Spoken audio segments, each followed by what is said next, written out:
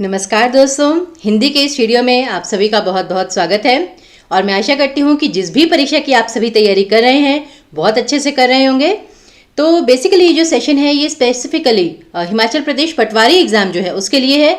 उसी का एक स्ट्रेटेजी सेशन है जिसमें हम आपको बताएंगे कि पेपर की तैयारी के लिए, ठीक है ना, आप किस तरह की जो अप्रोच है उसे अपनाएं, किस तरीके से तैयारी करें सही तरीके से, जिससे कि आप कम समय में अधिक से अधिक जो तैयारी है वो कर सकें और जो परीक्षा में प्रश्न है वो भी अच्छे से उनका हल निकाल सकें। तो चलिए प्रारंभ करते हैं। तो अब देखिए, कहने के लिए बेस्ट स्ट्रेटेजी हर व्यक्ति के लिए बिल्कुल भिन्न होती है, ठीक है ना। आपका स्तर क्या है, कितने अच्छे से आप मतलब किस विषय में प्रवीण हैं या नहीं हैं, या फिर कितने सीरियस हैं आप उस चीज़ को लेकर, तो वैसे तो सबके लिए बिल्कुल भिन्न होती है। बट कुछ की पॉइंट्स ऐसे होते हैं, कुछ चीज़ें होती हैं जो कि सभी के लिए समान होती हैं। तो वही सब चीज़ें आज हम आपके साथ डिस्कस करेंगे। तो एक तो हम आपको बताएंगे कि कुछ महत्वपूर्ण बिंदु जिन पर आपको ध्यान देना है तैयारी करते वक्त भी और परीक्षा में भी, दोनों ही समय।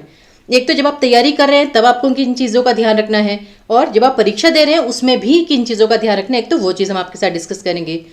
फिर दूसरा ये है कि आपको खुद का मूल्यांकन करना है। अपना मूल्यांकन जब तक आप नहीं करेंगे कि आप किस स्तर पर हैं, ठीक है ना, और यहाँ से आपको आगे कहाँ जाना है, तब तक आप सही से तैयारी नहीं कर पाएंगे। क्योंकि क्या होता है ना कि जब तक, अगर मुझे आप एक बात बताइए, आप घर से निकले हैं, आपको यही नहीं पता कि आपको जाना कहाँ है, तो फिर आप मतलब कि देर लगेगी, आपको पहुंच जरूर जाएंगे आप ढूंढते ढूंढते, लेकिन थोड़ी देर लग जाएगी। तो उसी प्रकार यहाँ पर भी है कि आपको पहले पता होना चाहिए, हिंदी भाषा की जहाँ तक मैं बात कर रही हूँ, कि आप किस स्तर पर हैं भी। व्याकरण आपको कितने अच्छे से आती है, कितनी तैयारी की और आवश्यकता है, तो वो सभी बहुत ज़रूरी है। और सबसे अंतिम चीज़ कि बिना अभ्यास प्रश्नों के तो कोई भी जो सेशन है वो अधूरा रहता है। तो कुल मिलाकर 15 प्रश्न हम आपके साथ ज़रूर डिस्कस करेंगे, वो भी भिन्न भिन्न व्याकरणिक विषयों पर, जिससे आपको बहुत अच्छे से, ठीक है ना, थोड़ा सा एक ट्रेलर मिल जाएगा कि हाँ किस स्तर पर हैं आप, कितनी आपको तैयारी करनी है। तो चलिए एक बार स्ट्रेटेजी से पहले ना थोड़ा सा प्रीवियस ईयर क्वेश्चंस का एनालिसिस कर लेते हैं, जिससे क्या होगा, आपको आइडिया लग जाएगा कि कौन कौन से टॉपिक हैं। कुछ के ये नाम तो खैर आपने सभी के सुने होंगे, जिस स्तर पर आप हैं तैयारी अच्छे से कर ही रहे होंगे आप। तो देखिए, ये 2015, 16 और 19 का छोटा सा एक एनालिसिस हमने पहले भी आपके साथ डिस्कस किए हैं। और आप जानते हैं कि 25 प्रश्न आते हैं, 25 प्रश्न कोई कम नहीं होते, तो इसलिए आपको सीरियसली तो लेना ही है। साथ ही साथ बात केवल 25 मार्क्स की भी नहीं है। आप एक बार विषय देखिए कि कितने सारे विषय जो है इसमें कवर किए गए हैं। अगर रीसेंट बिल्कुल पेपर की बात की जाए 2019 की, तो आप देखिए 25 प्रश्न जो थे उनकी बाइफरकेशन अगर हम करें, स्वर एवं व्यंजन, मुहावरे, लोकोक्ति, वाक्य शोधन, वाक्यांश के लिए एक शब्द, कारक, तत्सम तद्भव, उपसर्ग प्रत्यय, छंद, जो एक काफ़ी डिफिकल्ट टॉपिक माना जाता है और हर पेपर में नहीं आता है। क्योंकि क्या है कि जैसे बाकी सारे जो विषय हैं वो तो मोस्टली हर एग्जाम में आप आते हैं, लेकिन जैसे छंद हो गया या हिंदी साहित्य, देखिए हिंदी साहित्य से तो 4 प्रश्न पूछे गए हैं। तो ये जो 2 टॉपिक हैं, ठीक है ना, ये इसमें इंपॉर्टेंट है। पर्यायवाची विलोम शब्द से सीधे 5 प्रश्न पूछे गए हैं। देखिए, विकारी अविकारी शब्द, ये विकारी अविकारी क्या है, आपके संज्ञा, सर्वनाम, विशेषण, क्रिया, क्रिया विशेषण, आपके समुच्चय बोधक हो गए, विस्मय आदि बोधक हो गए, वो सभी चीज़ें जो है वो इसमें इंक्लूड हो जाती है विकारी अविकारी शब्द में। और साथ ही साथ संधि, विच्छेद और समास, ये तो सबसे इंपॉर्टेंट टॉपिक है जो मोस्टली मतलब पेपर में आता ही आता है। और देखिए दोनों में से 2-2 प्रश्न पूछे गए हैं। तो 2019 के 25 प्रश्नों का ये बाइफरकेशन है। और आपने देखा कितने विविध विषय हैं, सारे के सारे टॉपिक्स ऐसा लग रहा है कि उन्होंने इंक्लूड कर दिए। बाकी अगर आप 2016 और 15 की बात करें, उसकी भी हमने आपको प्रॉपर बाइफरकेशन दी है कि जैसे स्वर व्यंजन से 2-2 प्रश्न आए थे, मुहावरे लोकोक्ति से भी, वाक्य शोधन से 1, वाक्यांश के लिए एक शब्द से 2, लेकिन देखिए कारक, तत्सम तद्भव, छंद, हिंदी साहित्य कुछ नहीं आया था। 2019 में पहली बार हिंदी साहित्य से मतलब पहली बार तो नहीं, 2015 में एक बार सिर्फ 1 प्रश्न पूछा गया था, लेकिन 2019 में 4 प्रश्न पूछे गए हिंदी साहित्य से। तो आप समझ सकते हैं कि इसकी थोड़ी सी इंपॉर्टेंस बढ़ रही है। लेकिन अब होता क्या है, देखिए बाकी जो व्याकरणिक विषय हैं वो फिर भी सरल हैं, क्योंकि आप थोड़ा बचपन से पढ़ते आ रहे हैं, थोड़ा आपको आइडिया भी है। लेकिन जो हिंदी साहित्य और छंद होते हैं उसमें आपको लगता है भाई 1 मार्क्स के लिए कौन इतना बड़ा टॉपिक पढ़ेगा, या 4 मार्क्स, ये 4 प्रश्न आने हैं, उसके लिए हम इतने सारे टॉपिक छोड़ दें। तो यही सारी चीज़ें कैसे अप्रोच करनी है वो हम आपको आगे बताएंगे। क्योंकि क्या है ना कि जैसे बिल्कुल मैं आपकी बात से पूर्णतः सहमत हूँ कि सिर्फ ये 4 प्रश्नों के लिए आप बाकी सारी चीज़ें नहीं छोड़ सकते, वो आपको छोड़नी भी नहीं है। लेकिन आपको करना क्या है कि पहले बाकी सारे विषय कर लीजिए, लेकिन जो आपको कठिन लगते हैं जैसे हिंदी साहित्य ये सब, तो उसको भी आपको कैसे अप्रोच करना है कि एटलीस्ट आपको कुछ नॉलेज तो हो कि बाई चांस उसी में से कुछ प्रश्न आ जाए तो आप कर सकें। बाकी ये बाइफर्केशन जो है कि 2015 और 16 की कि 25 प्रश्न, कुछ ये विषय थे, कुछ ये जो 2016 और 15 के हमने अलग से लिखे हुए हैं। तो ये सिर्फ आपके एक नॉलेज के लिए है। अब आते हैं जो हमने आप कहा था आपको कि अपना जो मूल्यांकन करना है आपको। देखिए, अगर तो आप अभी बहुत ही मतलब 3 स्टेजेस हो सकती हैं, या तो आप बिल्कुल ही प्रारंभिक स्तर पर है कि हिंदी व्याकरण का मतलब काफ़ी हद तक नहीं पता आपको, और ये आपको किसी और को नहीं बताना, ये आप स्वयं को बता रहे हैं। वो कहते हैं ना कि जब तक आप खुद से सच नहीं बोलेंगे ना, तब तक आप सही से तैयारी नहीं कर सकते। आपको खुद को बताना होगा कि हाँ, कि मुझे व्याकरण की कितनी जानकारी है नहीं है, या तो है कि आपको काफ़ी हद तक नहीं है मतलब। तो इसलिए वो आपका प्रारंभिक स्तर हुआ। और ऐसे में आप क्या तैयारी करेंगे कि तो आपको सभी विषयों की आधारभूत जानकारी तो लेनी ही होगी। वो इसलिए क्योंकि आपने पीछे देखा सभी व्याकरणिक विषयों में से प्रश्न आए हुए हैं, तो चाहे आप बहुत ज़्यादा डीप में ना जाइए, लेकिन आपको हर व्याकरणिक विषय के बारे में इतना तो पता होना चाहिए ना कि संज्ञा कहते किसे हैं, कि ये शब्द संज्ञा मतलब संज्ञा है या नहीं है। कारक का मतलब क्या होता है कि जैसे कर्ता ने कर्म को करण से संप्रदान के लिए पदान से संबंध काके की अधिकरण में पर संबोधन हे हरे। सिर्फ इतना भी अगर आप याद कर लेंगे कारक में, तो आपके लिए एटलीस्ट आपको ये लगेगा कि हाँ, कारक के बारे में एटलीस्ट मुझे जीरो नॉलेज नहीं है। उसके बाद जैसे उपसर्ग प्रत्यय, आपको ये तो पता होना चाहिए उपसर्ग शब्द से पहले लगता है, प्रत्यय शब्द के बाद लगता है, और किस प्रकार मूल शब्द छांट के उपसर्ग प्रत्यय को अलग किया जाता है। फिर प्रश्न चाहे कितना भी कठिन क्यों ना आए, वो आपके हाथ में नहीं है। आपके हाथ में एटलीस्ट इतना तो है ना कि आप वो चीज़ कर सके कि आपको आधारभूत जानकारी हो। तो वो आपको फिर सभी विषयों की तो आधारभूत जानकारी लेनी ही होगी। फिर आता है किसी विषय को छोड़िए मत। वही मैं कहूँगी, यू नेवर नो किस विषय से कितने प्रश्न आ जाए। आपने देखा पर्यायवाची विलोम शब्द से 5 प्रश्न पूछे गए, हिंदी साहित्य से 4 प्रश्न पूछे गए, संधि विच्छेद समाज से 2-2 प्रश्न पूछे गए। तो कितने प्रश्न मतलब किस विषय से कितने प्रश्न आ जाए आपको नहीं पता। तो तैयारी तो आपको सारी करनी ही करनी है। फिर आता है मध्यम स्तर। मध्यम स्तर ये हुआ कि हाँ, आपको सब विषयों के बारे में ना थोड़ी थोड़ी जानकारी तो है, लेकिन कभी कभी थोड़ा सा कठिन प्रश्न आ जाए तो वहाँ पर आप फंस जाते हैं। ठीक है ना, तो ये है, तो वो हुआ आपका मध्यम स्तर। तो अगर इस स्तर पर आप हैं तो आपको क्या करना है कि एक तो आप, हाँ, एक ज़रूरी चीज़ क्या होता है कि जैसे जब हम अभी इस स्तर पर तैयारी कर रहे होते हैं ना, हमें बड़ा शौक होता है कि इस बुक से भी पढ़ लें थोड़ी सी हिंदी व्याकरण, इस बुक से भी पढ़ लें, नेट पे भी थोड़ा चेक कर लें। बुराई उसमें कोई नहीं है, लेकिन अंतर क्या है कि अगर तो आप प्रारंभिक स्तर पर हैं तब आप 2 से अधिक जगह से मत पढ़िए। पहले आपको सिर्फ कंसेप्ट क्लियर करना है अपना, और वो आप किसी भी बुक से ले सकते हैं। आप एनसीईआरटी की 6ठी कक्षा की भी पुस्तक लेंगे ना, वहां से भी आपको आधारभूत जानकारी तो मिल ही जाएगी, बल्कि सरल शब्दों में ही मिलेगी। तो इसलिए वहां से एटलीस्ट आप मतलब 1 या 2 मैक्सिमम 2 जगह से पढ़िए, उससे ज़्यादा नहीं पढ़िए। लेकिन अगर आप मध्यम स्तर पर हैं, आपको आधारभूत जानकारी है, और तब आपका मन करता है कि आप 3-4 जगह से पढ़ें जिससे कि आपकी वो चीज़ पक्की हो जाए, या फिर उस विषय के बारे में अगर थोड़ी और जानकारी है वो आपको मिल जाए, तो वो आप इस स्तर पर कर सकते हैं। ज्ञान जांचने के लिए अभ्यास प्रश्न तो देखिए आपको करने ही होंगे। जितने ज़्यादा आप अभ्यास प्रश्न करेंगे उतना आपको पता चलेगा कि कहते हैं ना, थ्योरी पढ़ना और बात है, उसे प्रैक्टिकली अप्लाई करना और बात है। तो आपने कोई विषय पढ़ तो लिया, लेकिन जब प्रश्न आया उस प्रश्न को क्या आप समझ पाए, उसमें अपनी जो जानकारी थी वो अप्लाई कर पाए क्या, वो चीज़ करने के लिए अभ्यास प्रश्न के बिना तैयारी आपकी अधूरी है। और समाधान के अपने तरीके खोज सकते हैं, ये एक बहुत महत्वपूर्ण चीज़ है। क्या होता है ना कि कुछ ऐसे टॉपिक होते हैं जो थोड़े से डिफिकल्ट होते हैं। अब जैसे संधि विच्छेद, समास, उपसर्ग प्रत्यय वगैरह है, अगर आप पढ़ें तो मतलब कोई भी ऐसे कहने के लिए कुछ भी कठिन नहीं है या कुछ भी सरल नहीं है। तो जितना आप अभ्यास प्रश्न करेंगे ना, आपको ना खुद पता चलता रहेगा कि, और सबसे अच्छी बात है आपके पास विकल्प हैं, 4 विकल्प आपको दिए जाएंगे, तो किस तरीके से सही उत्तर तक जल्दी पहुंचना है। या सबकी अपनी अपनी स्ट्रेटेजी होती है कि मैं तो इस प्रश्न को इसी प्रकार से ही हल करता हूँ या करती हूँ। तो जब आप अपने तरीके निकालने लग जाते हैं ना, तो वो चीज़ आपको सरल लगने लग जाती है और बहुत आसान लगती है। और आपको पता होता है कि हाँ, जैसे परीक्षा का समय है, 25 प्रश्न आएंगे, मेरी अप्रोच क्या होनी चाहिए कि मैं पहले जो प्रश्न आते हैं पहले वो करूँ, उसके बाद ये वाला प्रश्न कभी भी नहीं छोड़ना है। बहुत सारी चीज़ें होती हैं, वो आपको अभ्यास प्रश्न करने से ही आएगी। और अंतिम स्तर आता है उच्च स्तर, कि अगर आपको लगता है कि हाँ, आपको हिंदी व्याकरण की बहुत अच्छे से जानकारी है, ठीक है ना, बस ये है कि हाँ, पेपर से पहले थोड़ा सा बस रिवाइज कर लेंगे, ये आपका स्तर है। तो आपको ये जानना होगा कि आपके जो है मतलब कि जैसे स्ट्रेंथ और वीकनेस, आपके जो मजबूत और जो कमज़ोर विषय हैं उनकी पहचान करें आप। अगर आपको लगता है कि भाई जो संज्ञा सर्वनाम विशेषण है ना वो तो मुझे बहुत ही अच्छे से आते हैं, उसमें कोई टेंशन की बात नहीं है, तो उसके थोड़े से कम अभ्यास प्रश्न कर लीजिए, लेकिन करने जरूर हैं। लेकिन अगर आपको लगता है कि हाँ संधि विच्छेद में और उपसर्ग प्रत्यय में थोड़ा सा फंस जाता हूं मैं या फंस जाती हूं मैं, उसके थोड़े से ज्यादा प्रश्न के अभ्यास कीजिए, क्योंकि प्रश्न इन सब में से आना ही आना है, ये मान के चलिए, ये आप छोड़ नहीं सकते हैं किसी भी हालत में। तो अगर जिस विषय में आप कमज़ोर हैं उसे थोड़ा पढ़िए, उसके थोड़े ज़्यादा अभ्यास प्रश्न कीजिए, क्योंकि क्या होता है ना, वो अभ्यास प्रश्न करते करते इतना आपकी हैबिट हो जाती है कि वो देखते ही आपको उत्तर फटाफट पता चल जाता है। फिर हर दुविधा का हल खोजने का प्रयास करें।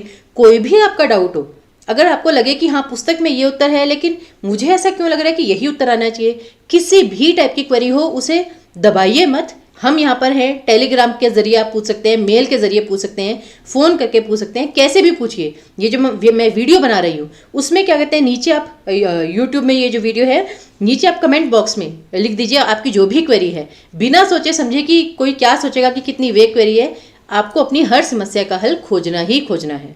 फिर साहित्य की जानकारी बढ़ाने का प्रयास करें कि अगर आपकी व्याकरण का जो ज्ञान है काफ़ी ज़्यादा अच्छा है तो मैं कहती हूँ कि साहित्य जो है उसको थोड़ा सा पढ़िए, क्योंकि उसमें से 4 प्रश्न आए थे 2019 में, तो एक्सपेक्टेड है कि इस साल भी 4 हो सकता है कि आए ही आए। बाकी अभ्यास तो आपको करते ही रहना है, जितना ज़्यादा अभ्यास करेंगे उतनी अच्छे से आपकी, ठीक है ना, जो पकड़ है वो मजबूत होगी और उतनी शीघ्रता आएगी हल करने में प्रश्न। वो कहते हैं ना कि 10 प्रश्न हैं, जिसको प्रैक्टिस होती है वो 5 मिनट में फटाफट कर देता है, जिसको प्रैक्टिस नहीं होती वो हल तो निकाल लेता है सारे, लेकिन समय बहुत लेता है। पेपर में आपके पास समय नहीं होगा, ठीक है ना, तो स्पीड और एक्यूरेसी दोनों ही आपको मेंटेन करके चलनी है। चलिए, तो अब जो है सबसे महत्वपूर्ण बातें परीक्षा के लिए कुछ, उसके बाद हम 15 जो प्रश्न है वो प्रारंभ करेंगे। महत्वपूर्ण बात जो सबसे पहली है, कुछ विषय आप नहीं छोड़ सकते। कभी कभी स्टूडेंट्स को लगता है कि भैया 25 प्रश्न हैं, उसमें से मतलब हिंदी के लिए मिनिमम मार्क्स इतने चाहिए तो ठीक है, ये जो डिफिकल्ट टॉपिक है मैं इन्हें छोड़ ही देता हूँ। लेकिन कुछ ऐसे विषय हैं जो आप नहीं छोड़ सकते, जैसे संधि, समास, पर्यायवाची, इनमें से प्रश्न आने ही आने हैं, एक से ज़्यादा प्रश्न आने हैं, ये भी पक्की बात है। तो इसलिए इन विषयों को आप नहीं छोड़ सकते। प्लीज़ इन्हें पढ़िए, इग्नोर मत कीजिए। कोई समस्या है हमसे पूछिए, कहीं और से पूछिए, लेकिन करिएगा ज़रूर, छोड़िएगा मत बिल्कुल भी। अभ्यास करने से याद करने के आसान तरीके मिल जाएंगे। क्या होता है ना, कभी कभी हमें लग रहा होता है कि ये तो बड़ा डिफिकल्ट है, ठीक है ना, जैसे अब संधि ले लीजिए एग्जाम्पल के लिए, उसमें हमें लगता है कि भाई संधि के तो इतने सारे प्रकार हैं, इसमें ए की मात्रा, इसमें ए की मात्रा, और अगर आप नेट पे चेक करेंगे या बुक्स में देखेंगे आपको लगेगा भाई कितने नियम है, अ के साथ ई जोड़ा तो ये बना, अ के साथ ऊ जोड़ा तो ये बना, अ के साथ ए जोड़ा तो ये बना, कितना हम याद करें, ठीक है ना। लेकिन क्या है कि जब आप अभ्यास करेंगे, ये नियम अगर आपको ना भी पता हो ना, थोड़ा अभ्यास करते करते ही आपको ना आसान तरीका मिल जाएगा कि हाँ इसमें ई से य बना था, दैट मीन्स ये यण संधि ही है। क्योंकि यण संधि की सबसे बड़ी विशेषता क्या है कि वो दोनों शब्द मिलकर य या व बनता है। अच्छा, जहाँ पे अव, आव, अय, आय की ध्वनि आ रही हो वहाँ पे अधिकतर अयादि संधि होती है, जो स्वर संधि का भेद है। अच्छा, जहाँ पे श, श, स ये डबलिंग में हो, ठीक है ना, तब आपकी विसर्ग संधि होती है मोस्टली। उसकी जगह अगर कोई और व्यंजन जो है वो डबलिंग में हो तो अधिकतर व्यंजन संधि होती है वहाँ पे। तो ये जब आप प्रैक्टिस करेंगे ना तभी आपको मिलेंगे आसान तरीके। फिर अगर बाई चांस आपको लगता है कि भाई आप बाकी जो सारे विषय हैं उन पे काफ़ी सारा समय दे रहे हैं, हिंदी के लिए आपके पास ज़्यादा समय नहीं है, कोई बात नहीं, वी कैन अंडरस्टैंड। उसमें अब ये कर सकते हैं कि हाँ तभी किसी विषय को छोड़िए मत। बस ये कि हाँ आपके पास अभ्यास प्रश्न करने का समय नहीं है, कोई बात नहीं, थोड़ी सी जानकारी उसकी ज़रूर ले लीजिए, कि ऐसा ना हो ना कि पेपर में जाके बिल्कुल ब्लैंक हो जाए और आपको बाद में आके पता चले कि ये प्रश्न तो इतना ज़्यादा सरल था कि अगर मैं थोड़ी सी भी इसकी जानकारी ले लेती तो मैं बहुत आसानी से हल कर सकती थी। क्योंकि मैंने देखा है कि परीक्षा में व्याकरण के प्रश्न इतने कठिन नहीं आते हैं, बहुत सरल आते हैं। तो एटलीस्ट सभी विषयों की, इसलिए मैंने कहा आधारभूत जानकारी लेकर जाइएगा प्लीज़। फिर है, परीक्षा में किसी एक प्रश्न पर अत्यधिक समय नष्ट ना करें, और ये सिर्फ हिंदी के लिए नहीं है, ये बाकी सारे पेपर्स के लिए भी है। हमेशा मैं आपको बताती हूँ जब भी सेशन लेती हूँ, परीक्षा में वैसे तो आप मतलब करते ही आ रहे हैं, स्टिल जो भी आपके पास जैसे प्रश्न है, सामने आपने देखा नहीं आता लीव इट, आगे देखिए नहीं आता लीव इट। अगर पहले 3 प्रश्न नहीं आते तब भी कोई चिंता नहीं है, आपका फोकस सिर्फ इस बात पे होना चाहिए कि पहले आपकी आंखों के सामने से एक बार पूरा पेपर निकल जाना चाहिए कि जो जो प्रश्न है कम से कम वो आपके नहीं छूटने चाहिए। जो प्रश्न आता जा रहा है हल निकालते जाइए, टिक मार्क करते जाइए, अपना उसके उत्तर एटलीस्ट अपनी आंसर शीट में डालते जाइए। फिर जब आपको पता चल गया कि हाँ अब जितने प्रश्न अच्छे से आते थे वो तो मैंने फटाफट सॉल्व कर लिए, उससे क्या होता है कि ना कॉन्फिडेंस आपका बढ़ जाता है बहुत ज़्यादा, और उससे क्या होता है दिमाग एकदम से चलने लग जाता है, जो भूली हुई चीज़ें वो भी याद आ जाती हैं, आप ये फील करेंगे, ठीक है ना। उसके बाद फिर उन प्रश्नों पर जाइए जिनमें थोड़ा समय लग सकता है। तो ये चीज़ करने से ना आपका कॉन्फिडेंस होगा कि हाँ अब एटलीस्ट जितना मुझे आता था वो कोई चीज़ नहीं छूटी है। और अंत में समय सीमा में कुछ निर्धारित प्रश्न हल करने का लक्ष्य बनाएं। ये देखिए आपको घर पे प्रैक्टिस करनी है, चाहे हिंदी हो चाहे कोई भी विषय हो। ले लीजिए अब जैसे हिंदी की तैयारी आप कर रहे हैं, आपके सामने अभ्यास प्रश्न है, आपने कहा कि ये मॉक टेस्ट पेपर है, अभी मैं घड़ी देख रही हूँ या देख रहा हूँ, ये 10 मिनट के अंदर अंदर मुझे ये 20 प्रश्न हल करने ही करने हैं या 30 प्रश्न, क्योंकि उससे आपको पता चलेगा कि जब आपके दिमाग में टेंशन चल रही है, समय सीमा आपके दिमाग में है कि सिर्फ 10 मिनट है मेरे पास, मुझे 20 प्रश्न करने हैं, तो आपका दिमाग कैसे चलता है। कुछ लोग तो टाइम ये जो प्रेशर है बहुत अच्छे से हैंडल करते हैं, ठीक है ना, लेकिन कुछ विद्यार्थी होते हैं ऐसे जिन्हें थोड़ा सा फोबिया होता है, डर होता है थोड़ा सा कि टाइम के कारण ना उन्हें जो आती हुई चीज़ है वो भी वो भूल जाते हैं। तो उससे क्या होगा कि ये जब परीक्षा का माहौल जब आप अपने घर में ही बनाएंगे ना, आपको पता चलेगा कितने अच्छे से आप उस प्रेशर को हैंडल कर सकते हैं। तो वो चीज़ आपको ज़रूर करनी है घर में। अब आती है एक और महत्वपूर्ण चीज़, हिंदी साहित्य। जो बाकी व्याकरणिक विषय हैं वो तो आपको पता है कि सबकी एक सीमा है, हिंदी साहित्य जहाँ पर बात आती है ना वहाँ पर स्टूडेंट्स बहुत कंफ्यूज हो जाते हैं। उन्हें लगता है कि मैम हिंदी साहित्य तो मतलब इतनी ज़्यादा मतलब उसकी लंबी लिस्ट है कि क्या क्या पढ़े उसमें, यही नहीं समझ में आता, शुरू कहाँ से करें ख़त्म कहाँ पर करें नहीं समझ में आ रहा है। तो हिंदी साहित्य के लिए एक छोटा सा मैं आपको एक छोटा सा क्रम दे देती हूँ, अगर आप उसे भी फॉलो करें तो एटलीस्ट आपको लगेगा कि हाँ हमने हिंदी साहित्य के बारे में कुछ तो पढ़ा है, एक डायरेक्शन मिलेगी, कन्फ्यूजन नहीं रहेगी, भूल भुलैया नहीं रहेगी जैसे कहते हैं। एक तो आधार से प्रारंभ करें कि सबसे पहले भाषा क्या है, क्योंकि पिछली बार जो 2019 में प्रश्न आया था साहित्य का सबसे पहला प्रश्न वो था ही ये कि भाषा से क्या तात्पर्य है। भाषा का अर्थ क्या होता है, आपके मन के जो विचार है उन्हें अभिव्यक्त करने का तरीका। तो उसी प्रकार की भाषा क्या है, उसके रूप क्या है, कि जैसे मौखिक भाषा है, लिखित भाषा है, सांकेतिक भाषा है, कि आप लिखकर बताते हैं या बोलकर बताते हैं या संकेतों के माध्यम से बताते हैं, उसके प्रकार क्या क्या हैं भाषा के, और संस्कृत से हिंदी की ओर कैसे, मतलब कि किस प्रकार, जैसे जो संस्कृत थी वो आपकी वैदिक संस्कृत कही जाती थी, और उसके बाद क्योंकि वो उसमें वेद रचे गए थे, फिर लौकिक संस्कृत क्या होती है, ठीक है ना, किस प्रकार आप संस्कृत से हिंदी में उसकी जो आधारभूत जानकारी है आप वहाँ से प्रारंभ कर सकते हैं। उसके बाद आप ये देख सकते हैं कि भाषा में और बोली में अंतर क्या होता है। फिर भिन्न प्रकार की बोलियाँ, जैसे मैंने आपको कहा था ये बहुत ज़्यादा बड़ा टॉपिक नहीं है, छोटा सा ही है, आपको बस इतना देखना है कि भाषा के अंतर्गत जैसे ये जो बोलियां हैं, पूर्वी हिंदी, पश्चिमी हिंदी, दक्षिणी हिंदी, ठीक है ना, या दक्षिण भारत में कौन कौन सी बोलियां बोली जाती हैं, और जैसे पूर्वी हिंदी है उसके अंतर्गत कौन सी उपभाषाएं हैं, जैसे बघेली, मारवाड़ी, मराठी, कौन कौन सी भाषाएं हैं मतलब। तो ये एक छोटा सा टॉपिक है, इसके बाद आप ये पढ़िए। फिर आपके पास आता है कि हिंदी साहित्य के काल, जो सबसे महत्वपूर्ण विषय है जिसमें से प्रश्न पूछा जा सकता है। जैसे आदि काल था, कुछ लोग उसे वीरगाथा काल भी कहते हैं, कुछ लोग भक्ति काल को चारण काल कहते हैं, संधि काल कहते हैं, मतलब बहुत सारे नाम हैं। तो उसके बारे में थोड़ी सी जानकारी आप ले सकते हैं कि हिंदी साहित्य के काल जो थे कि आदि काल, आपका भक्ति काल, उसके बाद आया आपका रीति काल, फिर आया आपका आधुनिक काल। उसी का जो टाइम पीरियड है, जो ईयर्स हैं, बहुत ज़्यादा रटने की जरूरत नहीं है, लेकिन बेसिक इन्फॉर्मेशन आपको पता होनी चाहिए कि भक्ति काल को किसने मतलब क्या क्या नाम दिया, कि जो वीरगाथा काल है वो और किसका नाम है। तो जो हिंदी साहित्य के काल हैं उनके भिन्न नाम, उनकी विशेषताएं और प्रसिद्ध साहित्यकार। कभी कभी, और ज़रूरी नहीं कि ये टॉपिक आपको फुल फ्लेज पढ़ना है, एटलीस्ट थोड़ी जानकारी तो हो ना कि प्रारंभ कहाँ से करना है। जो मैंने आपको कहा कि अगर आपकी व्याकरण अब अच्छे से हो गई है तो इस पर आप ज़्यादा टाइम दे सकते हैं। फिर है जो सबसे एंड में, लेकिन इंपॉर्टेंट भी है, वैसे हो सकता है कि इसमें से इतना ना आए स्टिल, जैसे प्रसिद्ध ग्रंथ कौन कौन से हैं। जैसे महाभारत के बारे में थोड़ी इन्फॉर्मेशन ले लीजिए, वो किसने लिखी, वो एक महाकाव्य है या उपन्यास है या गद्यांश है, आपको ये तो पता होना चाहिए वो है क्या। कुछ लोगों को यही नहीं पता होता कि महाभारत जो है वो महाकाव्य है या काव्य है या आशु भाषण है, मतलब क्या है वो। फिर उपन्यास और उनके लेखक, कि रामायण किसने लिखी थी, कभी कभी स्टूडेंट्स को यही नहीं पता होता है, महाभारत किसने लिखी थी। फिर हिंदी साहित्य से संबंधित प्रमुख पुरस्कार और तिथियां। अब ये तिथियां कौन सी, जैसे कि हिंदी दिवस कब मनाया जाता है, ये पेपर में आया था प्रश्न कि हिंदी दिवस कब मनाया जाता है, या हिंदी साहित्यिक सम्मेलन, पहला हिंदी साहित्य सम्मेलन कहाँ हुआ था। कुछ प्रमुख तिथियां और कुछ प्रमुख पुरस्कार, कि ज्ञानपीठ पुरस्कार या मतलब साहित्य से संबंधित कौन से प्रमुख पुरस्कार हैं जो दिए जाते हैं। और फिर गद्य और पद्य के प्रकार, कि कविता में क्या क्या आता है। गद्य के अंतर्गत जैसे निबंध, उपन्यास, ये सब गद्य के अंतर्गत आते हैं, तो ये सब थोड़ा बहुत आप पढ़ सकते हैं। और साथ में फिर एंड में जब ये सारा आपने पढ़ लिया है, फिर एंड में इस चीज़ पर आइएगा प्रसिद्ध रचनाएं और उनके लेखक, कि जैसे ये जो हैं आपके कामायनी, जैसे ये किसने लिखा, अशोक के फूल, ये किसने लिखी रचना, तो वो सब ये। तो ये आपका हिंदी साहित्य का एक क्रम आप ले लीजिए कि आपने इस तरीके से इस सीरीज में ये पढ़ना है। तो यहाँ तक तो थोड़ा सा थ्योरेटिकल डिस्कशन हो गई काफ़ी सारी, लेकिन अब आते हैं आपके फेवरेट सेक्शन पर, प्रश्नों पर। 15 प्रश्न हैं, हम फटाफट सॉल्व करेंगे, और इसीलिए मैं कभी भी एक प्रश्न आपके सामने नहीं रखती हूँ, एक से अधिक ही प्रश्न रखती हूँ। 3 प्रश्न आपके सामने देखिए, 15 प्रश्न हमें करने हैं। मैं फिर बता दूँ, समास के प्रश्न पहले तो 3, प्रतिवर्ष में कौन सा समास है, प्रतिकार में कौन सा समास है, और धड़ाधड़ में कौन सा समास है। फटाफट ज़रा सॉल्व कीजिए।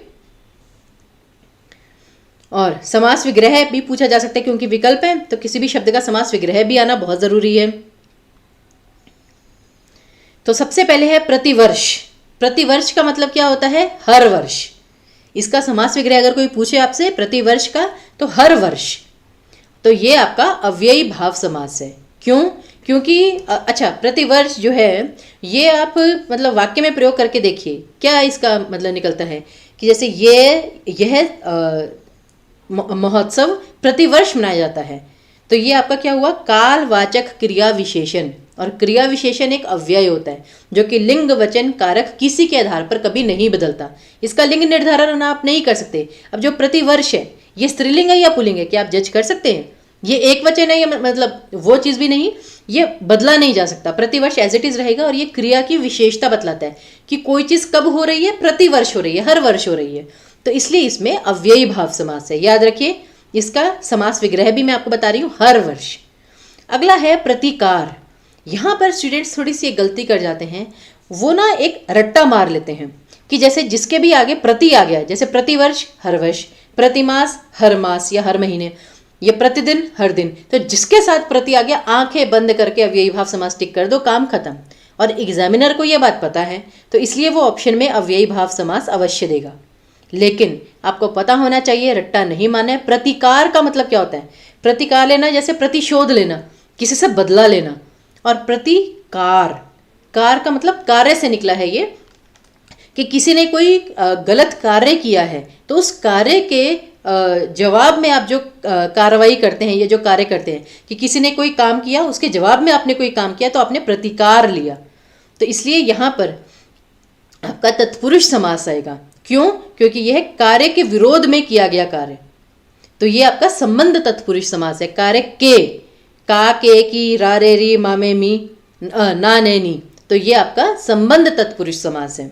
और अंत में आता है धड़ाधड़। अच्छा, धड़ाधड़ जैसे ही ये स्टूडेंट सुनते हैं उनको मोस्टली ये लगता है कि द्वंद्व समास है, क्योंकि धड़ और अधड़ उन्हें ऐसा कुछ लगता है, या धड़ और धड़, तो ये उन्हें द्वंद्व समास लगता है, जबकि ऐसा नहीं है। याद रखिए, जहाँ पर भी ऐसी कोई रिपीटिशन हो रही होती है ना, कि रातों रात, हाथों हाथ, वहाँ पर, या घर घर, जैसे हम कहते हैं ना मैंने घर घर जाकर मिठाई बांटी, तो जहाँ पर भी थोड़ी डबलिंग हो रही होती है ना, 99% केसेस में वहाँ पर अव्ययी भाव समास होता है, ये याद रखिएगा। और इसका समास विग्रह क्या होगा? धड़ाधड़।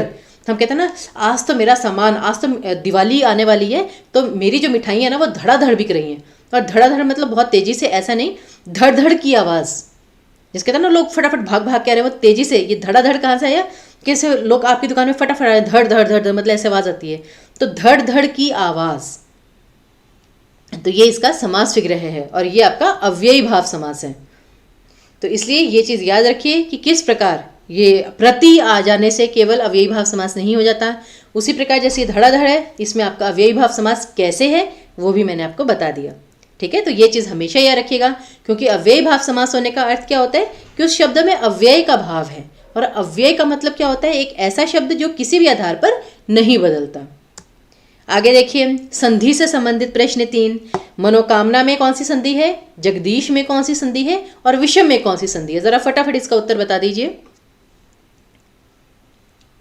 स्वर संधि है, व्यंजन संधि है, विसर्ग संधि है, या जैसे गुण संधि है, दीर्घ संधि है, या अच्छा विकल्प में ये भी आ सकता है कि कोई संधि ही नहीं है। हो सकता है, जरूरी थोड़ी ना कि हर शब्द की संधि होगी ही होगी। अब जैसे मैं कहूँ ईशा, ईशा की संधि आप क्या करेंगे? ई जमा शाह, ऐसा तो नहीं हो सकता ना। तो ज़रूरी नहीं है कि हर शब्द की संधि हो ही हो सकता है कि उस शब्द की संधि हो ही नहीं सकती है। ठीक है ना, तब आप फिर चौथा विकल्प चूज करेंगे। तो इसलिए ये मनोकामना, जगदीश और विषम। तो सबसे पहले आते हैं मनोकामना पर। संधि विच्छेद जानने का सबसे आसान तरीका क्या है? दो भिन्न शब्द छांटिए। मनोकामना यानी कि मन की कामना। अब कामना शब्द जो है उसमें कोई बदलाव नहीं आया, वो एज इट इज अलग है। मन, मन की कामना है ना, मन, क्या इसमें कोई बदलाव आया? नहीं आया। मन अलग है, कामना अलग है। तो भैया ये ओ की मात्रा कहाँ से आई? ये ओ की मात्रा आपकी विसर्ग के कारण आई है। तो इसलिए मनोकामना का संधि विच्छेद क्या होगा? मनः जमा कामना, मनोकामना। क्योंकि जब कुछ मतलब ना स्वर जुड़ रहे हैं आपस में, ना व्यंजन जुड़ रहे हैं आपस में, दोनों शब्द बिल्कुल अलग अलग पड़े हैं, ठीक है ना, तो उसे जोड़ने के लिए या तो री की मात्रा या फिर ओ की मात्रा कहीं से तो आई होगी ना, तो वो विसर्ग से आई है। तो इसलिए विसर्ग संधि है यहाँ पर मनः जमा कामना। उसी प्रकार है जगदीश। अच्छा, जैसे मैं स्टूडेंट्स को मोस्टली बताती रहती हूँ कि भाई संधि विच्छेद जो है ना वो आप उच्चारण से आपको बहुत अच्छे से आएगा, तो उन्हें लगता है जगदीश, तो इसमें ई की मात्रा पर बहुत फोकस है, तो ये स्वर संधि होगी या फिर दीर्घ संधि होगी। ऐसा नहीं है। ये देखिए जगदीश, जगदीश का मतलब क्या होता है? जगत के ईश। ईश का अर्थ होता है प्रभु। तो ईश तो आपने अलग कर लिया। अब जगद, जगद नहीं होता, जगत होता है। इस जगत के पालनहार। तो जगत जमा ईश, जगदीश। तो त का द बन गया। त जो है त, तरबूज वाला त, वो दरवाजे वाला द में परिवर्तित हो गया, तो व्यंजन में परिवर्तन आया, त से द बन गया, तो इसलिए यहाँ पर सीधे तौर पर व्यंजन संधि है। तो इसलिए जगत जमा ईश, जगदीश। उसी प्रकार अंत में है विषम। विषम में कौन सी संधि है? अब भाई इसको आप अलग कैसे करेंगे? तो याद रखिए विषम में वी जमा सम, इसमें भी आपकी व्यंजन संधि है, ठीक है ना, क्योंकि इसमें क्या है? वी जमा सम, जो बन जाता है विषम। स का श बन गया, व्यंजन में परिवर्तन आया, तो इसलिए इसका देखिए वी जमा सम विषम। तो ये आपका सही संधि विच्छेद है, तो याद रखिएगा ये। आगे देखिए, पर्यायवाची विलोम शब्द के बिना तो अधूरा है कोई भी अभ्यास सत्र, ठीक है ना। तो ये 3 प्रश्न। मुंह का पर्याय क्या है? पर्याय मतलब उसी का समानार्थी। कौन सा पेड़ का पर्यायवाची नहीं है? और मित्र का पर्याय कौन सा है? तो सबसे पहले मुंह, ऑप्शन जरा देखिए। अच्छा, पहले ना जैसे अब यहाँ पर आप देख रहे हैं आणी, आनन, आजन, आंख, तो चलो आपको पता है कि वो मुंह का पर्यायवाची नहीं है। हाँ, इसमें एक और चीज भी है, ऑप्शन एलिमिनेट करना सीखिए। आपको पता है मुंह का पर्यायवाची आंख कभी नहीं हो सकता, इसे सबसे पहले काट दीजिए, मतलब अपने माइंड में, वहां पे तो आपको पेपर में ज्यादा कटिंग करने की परमिशन नहीं होगी। फिर आपको पता है आजन और आणी, भैया इसका क्या अर्थ है? आप पेपर में यही सोचते सोचते कभी कभी टेंस हो जाते हैं। अरे मैं कहती हूँ जो नहीं पता बाकी ऑप्शन तो देखिए। आनन, आनन कहाँ पर सुना है? एक तो सुना है आपने आनन फानन में, यानी कि बहुत जल्दी। एक आनन कौन सा सुना है? पंचानन, दशानन, दशहरा गुजरा है ना अभी, दशानन 10 सरों वाला, जिसके 10 मुख थे। उसी प्रकार जैसे पंचानन, चतुरानन, ठीक है ना, जिनके 4 मुख हैं। तो उसी प्रकार आनन का मतलब होता है मुख, तो इसलिए मुंह या मुख का पर्यायवाची आनन है। तो सही उत्तर है आपका बी ऑप्शन। जैसे दशानन, उसमें बहुव्रीहि समास होता है, दशानन अर्थात 10 सरों वाला, तो वहां से आइडिया कर लीजिए 10 मुखों वाला।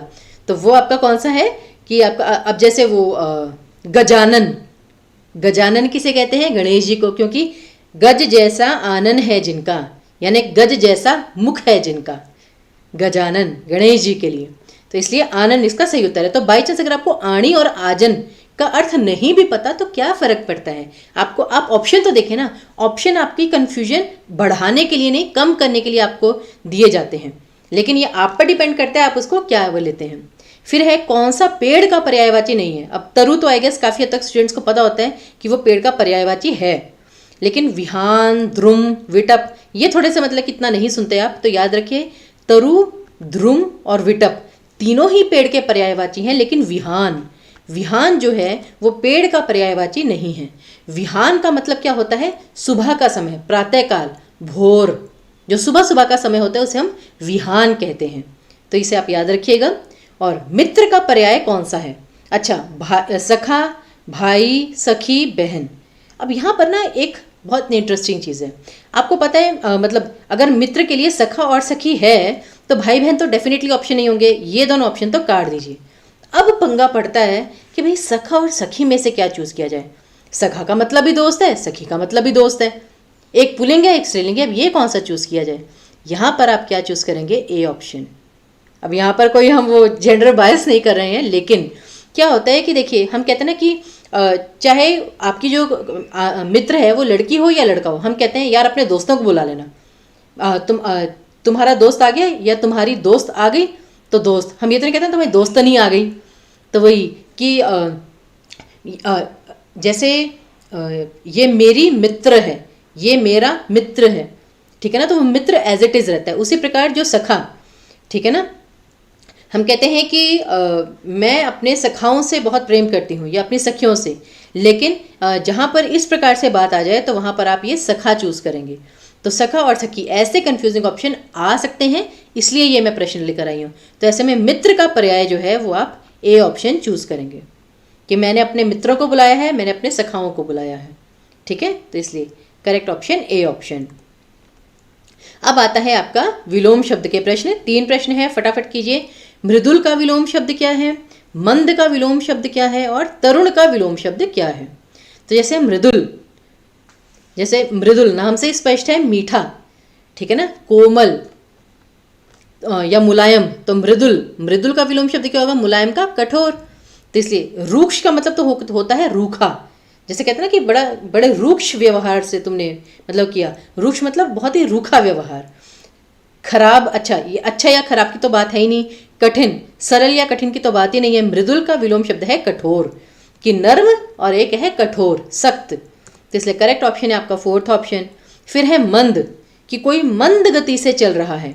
मंद मतलब धीरे धीरे, तो धीरे धीरे का विलोम शब्द क्या होगा? तेज। अच्छा, तो अब ये जैसे कहते हैं कि आलस, ये तो आप कह सकते हैं कि एक तरह से इसका मतलब पर्यायवाची फिर भी एक बार को हो सकता है, विलोम नहीं हो सकता, तो काट दीजिए। सुस्त, ये भी इसका विलोम शब्द नहीं हो सकता, ऑपोजिट मीनिंग वाला नहीं है। समानार्थी फिर भी थोड़ा बहुत है। अच्छा, त्वरित जो होता है कि मतलब तीव्र गति से, तो कभी कभी स्टूडेंट्स उसमें और शीघ्र में कंफ्यूज हो जाते हैं कि अब इसमें से कौन सा चूज करें। एक चीज़ याद रखिएगा, विलोम शब्द में भी पर्यायवाची शब्द में भी, अगर आपको एक संज्ञा शब्द दिया है उसका पर्यायवाची या विलोम संज्ञा ही होगा, विशेषण नहीं हो सकता। अब मैं ये कहूँ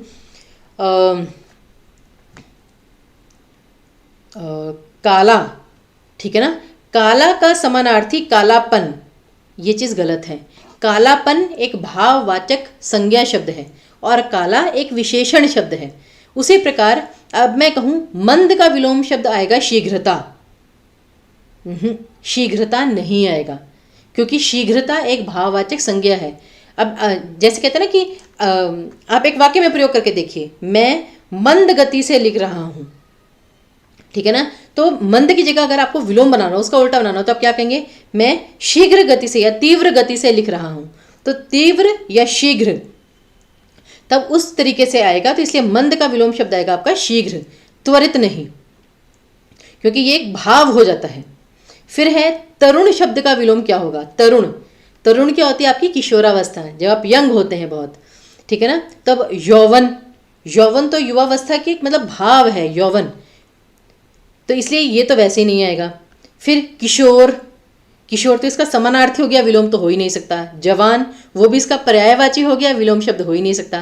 तो तरुण का विलोम शब्द जो होगा डेफिनेटली वो फिर वृद्ध ही बचा, तो वही होगा, ठीक है ना, क्योंकि किशोर और जवान दोनों का ही मतलब होता है यंग, तरुण का मतलब भी वही होता है। तो इसलिए तरुण का जो विलोम शब्द होगा वो वृद्ध होगा, कि एक जवान है एक बूढ़ा है। तो आई होप यहाँ तक क्लियर है। और अंत के 3 प्रश्न जो हम साहित्य के लेकर आए हैं वो एक बार देख लीजिए। पहला है पंचम वेद किसे कहते हैं? आप तो अभी तक 4 ही वेद पढ़ते हैं ना, सामवेद, यजुर्वेद, अथर्ववेद और आयुर्वेद। अब आयुर्वेद मैंने बोल दिया, वैसे ऑप्शन में दिया हुआ है, ठीक है ना। कभी कभी स्टूडेंट्स को लगता है कि भाई ये जो वेद है उसमें यही आएगा, क्योंकि महाभारत, रामायण, भागवत ये कोई वेद थोड़ी ना, ये तो सिर्फ साहित्य के लेख हैं, ठीक है ना, हमारे मतलब ये ग्रंथ हैं, ये वेद नहीं है। लेकिन क्या है ना कि आयुर्वेद जो है वो उन 4 वेदों में मतलब शामिल है, सम्मिलित है। लेकिन जो पंचम वेद है वो महाभारत को कहा जाता है, याद रखिएगा, ये एक महत्वपूर्ण प्रश्न हो सकता है। पंचम वेद महाभारत, जिसमें सीखने को बहुत कुछ मिला था, ठीक है ना, उसमें काफ़ी मतलब ज्ञान वगैरह दिया हुआ था, तो इसलिए पंचम वेद कहा जाता है इसे, 5वां वेद।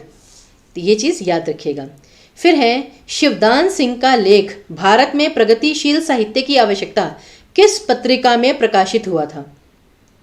तो अब जैसे ये है कि भारत में प्रगतिशील साहित्य की आवश्यकता, ये थोड़ा सा मतलब जैसे कहते हैं साहित्य से संबंधित एक बेसिक इन्फॉर्मेशन है, तो ये इस पर प्रश्न पूछा जा सकता है, जस्ट इसलिए मैं आपको बता रही हूँ। तो इस प्रश्न में आपको काफ़ी सारी चीज़ें पता चली कि एक तो भारत में प्रगतिशील साहित्य की आवश्यकता, ये किसी पत्रिका में शामिल हुआ था, और वो पत्रिका कौन सी थी? विशाल भारत। यार केस का सही उत्तर ये। अच्छा, और ये किसने लिखा था? शिवदान सिंह जी ने। तो क्या है कि इसे आप रट्टा ना भी मारे, बस थोड़ा याद रखें, तो पेपर में ना जब आपके विकल्प आएंगे तो आपको याद रहेगा कि हाँ ये शिवदान सिंह मैंने कहीं पढ़ा था, तो इसलिए उस तरीके से। और आज का अंतिम प्रश्न, आचार्य शुक्ल ने किस आधार पर प्रथम काल को वीर गाथा काल कहा? अब इससे आपको ये पता चल गया प्रथम काल यानी आदि काल, जो मैंने कहा था हिंदी साहित्य के काल, आदि काल जो है प्रथम काल, उसे वीर गाथा काल भी कहा जाता है, याद रखिएगा। तो वीर गाथा काल क्यों कहा और वो किसने कहा? आचार्य रामचंद्र शुक्ल ने। तो इससे आपको ये पता चल गया कि प्रारंभिक काल में आचार्य रामचंद्र शुक्ल थे, ये भी थोड़ा आइडिया होना चाहिए। तो उन्होंने किस आधार पर प्रथम काल को वीर गाथा काल कहा? ऐतिहासिक सामाजिक वास्तविकता के आधार पर, क्योंकि उन्हें लगा कि जो सबसे प्रारंभिक काल था उसमें जो हमारा इतिहास था, उसमें जो समाज था, उसमें बहुत वास्तविकता थी, कोई ऐसी झूठी चीज़ें नहीं थी जैसे अब हमारे दिमाग में भर दिया गया है कि भाई पुरातन समय में जो होता था वो तो सारा झूठ था, वो सारा गलत था, वो रूढ़िवादी सोच थी, जबकि ऐसा नहीं। उसे वीर गाथा काल इसलिए कहा जाता है क्योंकि वीरता का मतलब ये नहीं होता कि जंग के मैदान में वीरता दिखाना। वीरता के अंतर्गत आपका जैसे धर्मवीर भी आते हैं, कर्मवीर भी आते हैं, ठीक है ना, युद्धवीर भी आते हैं। तो जो मतलब उसमें जो धर्म की मान्यता कितनी अच्छे से थी, और व्यक्ति अपना, और धर्म का मतलब ये नहीं धर्म जाति, धर्म अर्थात आप अपने कर्तव्य का पालन कितने अच्छे से करते थे। समाज में अगर आपकी माता ने एक बार कह दिया वो आप करते ही करते थे। गुरु का वाक्य आपके लिए ब्रह्म वाक्य होता था कि उन्होंने कुछ कह दिया वो आप करते ही करते थे, अपने प्राण देकर भी। तो इसलिए ऐतिहासिक सामाजिक वास्तविकता के आधार पर आचार्य रामचंद्र शुक्ल ने प्रारंभिक या प्रथम काल को या आदि काल को वीर गाथा काल कहा था। तो आई होप ये जो आज हमने 15 प्रश्न किए हैं ये आपके लिए महत्वपूर्ण साबित होंगे, इन्हें अच्छे से ध्यान दीजिएगा। और बाकी मैंने जो इस वीडियो में बताया है कि आपको अपना मूल्यांकन करना है, किस स्तर पर हैं आप। अगर आपको पता चलेगा कि आप अभी दूसरी सीढ़ी पे हैं या 10वीं सीढ़ी पे हैं, तभी आपको पता चलेगा कि अब आपकी अप्रोच भागने वाली होनी चाहिए या थोड़ी चलने वाली होनी चाहिए, ठीक है ना, वो आपको डिसाइड करना है। चलिए, तो इसी के साथ ये सेशन यहीं पर समाप्त होता है। हम आशा करते हैं कि आगे के सेशंस में भी आप हमारे साथ यूं ही जुड़े रहेंगे। तब तक के लिए जितने भी स्टूडेंट्स हमारे साथ जुड़े उनका बहुत बहुत धन्यवाद। आप अपने परीक्षा की तैयारी बहुत अच्छे से करते रहिए। हमारी शुभकामनाएं सदैव आपके साथ हैं। अपनी सेहत का भी ध्यान रखिए और हमें विदा दीजिए। धन्यवाद।